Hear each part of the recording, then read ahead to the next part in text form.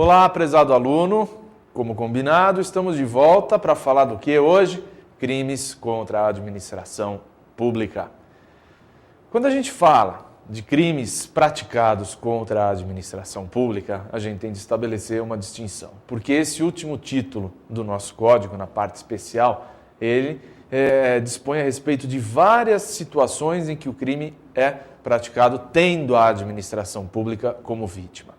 Nós vamos nos ater em duas situações. Uma, nos crimes praticados por funcionário público contra a administração pública. É o que a gente vai ver nesta aula de agora.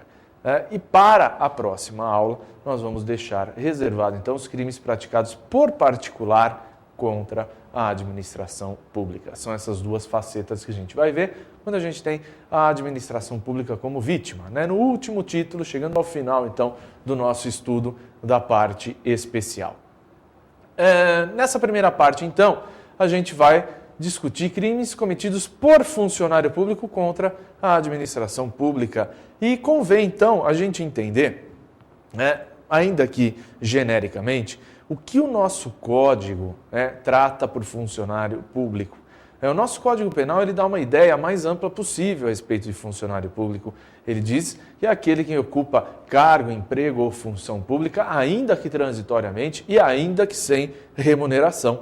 Então, aquele que é convocado para prestar uma função pública, um serviço público, ainda que sem remuneração, ele, se praticar uma dessas condutas, vai ser considerado funcionário público para fins penais. Veja só que interessante. Então, a pessoa foi convocada para ser jurada, a pessoa foi convocada para trabalhar nas eleições, aquilo que ninguém gosta, ficar lá de mesário no dia das eleições. Se isso acontecer e uma conduta criminosa for praticada por essa pessoa, ela é considerada para fins penais funcionário público. Poxa, mas eu não ganhei nada para isso, eu estava lá obrigado ainda, porque se dependesse de mim eu jamais ia ser mesário na eleição. Pois é, mas para fins penais, quem exerce, ainda que transitoriamente, ainda que sem remuneração, um cargo ou função pública, responde penalmente como se funcionário público fosse. E ainda o Código equipara outras tantas pessoas que ocupam cargos em entidades como, por exemplo, entidades paraestatais, entidades de administração indireta, todos eles são funcionários públicos para fins penais. E as condutas que a gente tem nessa parte do Código, quais são as mais importantes? A primeira que a gente selecionou é aquela que vem logo no artigo 312 do nosso Código Penal. Artigo 312, trata de qual crime? Crime de peculato. Ora, quem nunca ouviu falar do famoso peculato? Talvez quando se pense em funcionário público, a conduta que primeiro vem à cabeça é a conduta do peculato. E como o nosso código trata dessa conduta? Vamos dar uma olhada juntos? Eu e você? Vamos dar uma olhada? Vamos lá. Artigo 312. Apropriar-se o funcionário público de dinheiro, valor ou qualquer outro bem imóvel, público ou particular, de que tenha posse em razão do cargo ou desviá-lo em proveito próprio ou alheio.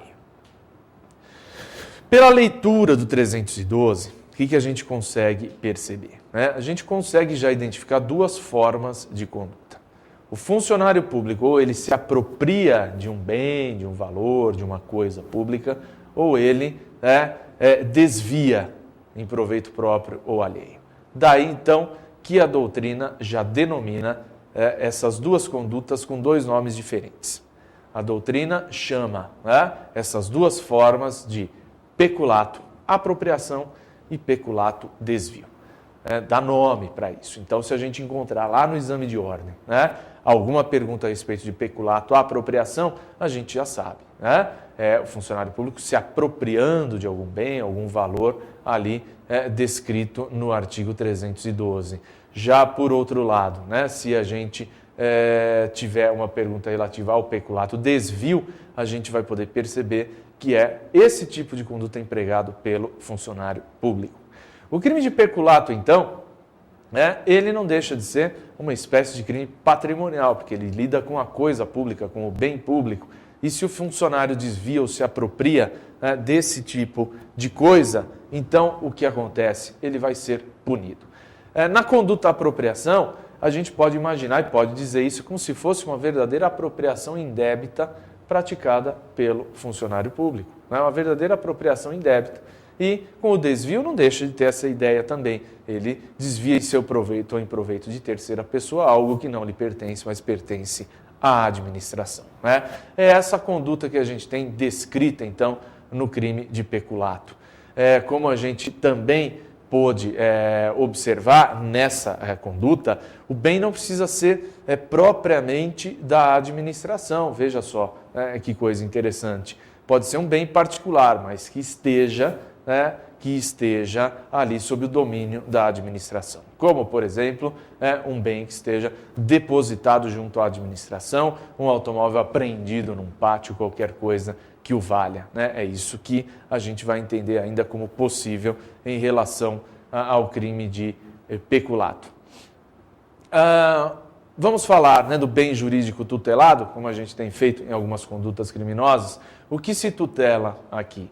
Veja, são os crimes contra a administração pública. Então, o que é tutelado? A administração, sim, mas um aspecto da administração é tutelado aqui. Qual é? É a sua moralidade, é a moralidade do serviço público que se tutela com o peculato. Não é lícito ao funcionário agir dessa forma.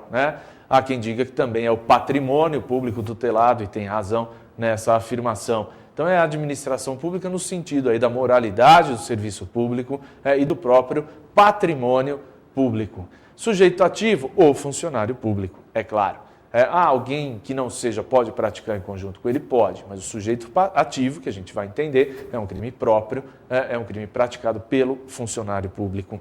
Sujeito passivo, obviamente, a administração, e se porventura tiver um terceiro lesado, porque pode haver um bem particular envolvido nessa conduta, ele também será vítima, mas no primeiro momento, a administração.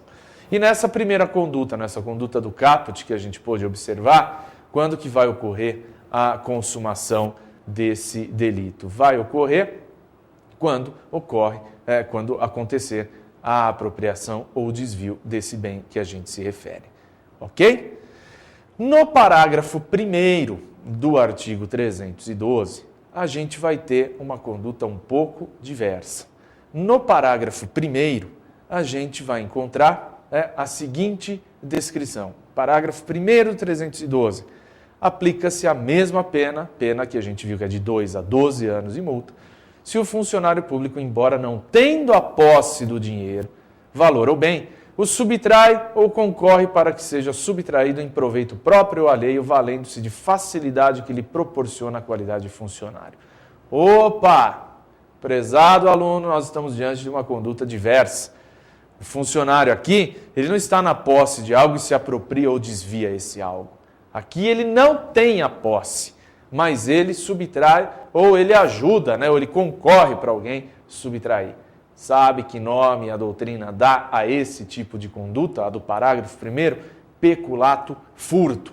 Então nós estamos diante de mais uma espécie de peculato. Peculato furto. Lá no caput vimos o peculato apropriação, peculato desvio. No parágrafo 1º a gente vai encontrar o peculato furto. Aquele em que não está a coisa na posse do funcionário, mas ele a subtrai.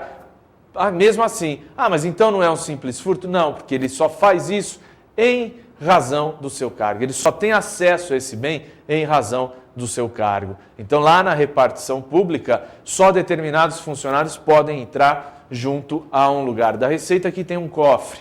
Só determinados funcionários. E ele se prevalece dessa sua condição de poder entrar lá para furtar esse valor. Não é um crime que qualquer pessoa pode cometer, por isso que a gente vai ter a figura do peculato. E concorrer para que o outro o faça, ele tendo acesso ali, ele deixa esse cofre aberto para um terceiro vir e pegar. É assim que se caracteriza a conduta do parágrafo 1º, que é punida da mesma forma que a do caput. Tá?